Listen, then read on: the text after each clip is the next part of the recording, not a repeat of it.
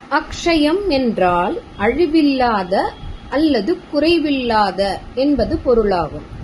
இந்நாளில் தான தர்மங்கள் செய்வது, உயர்ந்த பொருள்களை வாங்குவது, கல்வி கலைகள் பயிலத் துவங்குவது போன்ற நற்காரியங்கள் செய்ய உகந்த நாளாகும். சித்திரை மாதத்தில் அமாவாசையின் 3ஆம் நாளான திருதியை அன்று இந்நாளாக போற்றப்படுகிறது. அக்ஷயம் என்றால் வளர்வது. எவ்வாறு நிலவு அதாவது சந்திரன் வளர்கிறதோ அதுபோல் நாம் இந்நாளில் செய்யும் எந்த நற்செயலும் வளரும் என்பது நம்பிக்கை. இந்நாளில் நம் அகத்தில் இருக்கும் பெண்கள் மகாலட்சுமியின் பூஜையை செய்து தான தர்மங்களை செய்ய நற்பண்புகள் நற்பலன்கள் கிட்டும். அகம் என்பது வீடு. நம்முடைய மனமும் அகம் என்றே சொல்லப்படும்.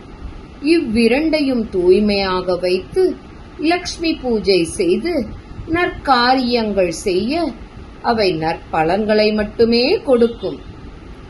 நாமும் இந்நாளில் நல்ல கல்வியை கற்று நல்ல தான தர்மங்களை செய்து அதன்படி நற்பலன்களை பெறுவோமா?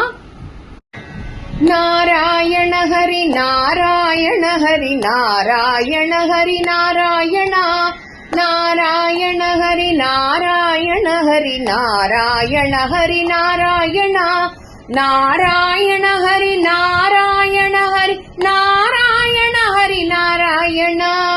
அக்ஷய திருதியை நன்னாளிலே அகிலம் கண்ட நன்மைகளை அனைவரும் அறிந்து தெளிவோமே, அதன்படி வாழ்வில் உயர்வோமே.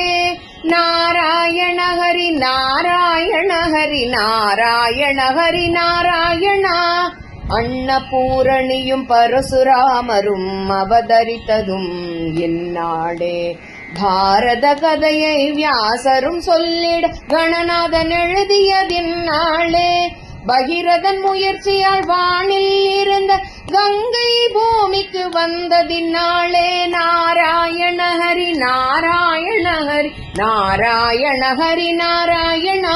மகாலட்சுமியின் அருளால் குபேரனும் பொருளாளர் பதவியடைந்ததும் இந்நாளே. மகாலட்சுமியின் அருளால் குபேரனும் பொருளாளர் பதவியடைந்ததும் இந்நாளே. ஸ்ரீகிருஷ்ணன் அருளால் குசேலனும் செல்வ செழிப்பை அடைந்ததும் இந்நாளே. பாஞ்சாலியும் அக்ஷய பாத்திரம் பெற்றதும் கூட இந்நாளே. நாராயண ஹரி நாராயண ஹரி நாராயண ஹரி நாராயணா, நாராயண ஹரி நாராயண ஹரி நாராயண ஹரி நாராயணா. ஹரி நாராயண பத்ரி நாராயண ஸ்ரீமன் நாராயணா.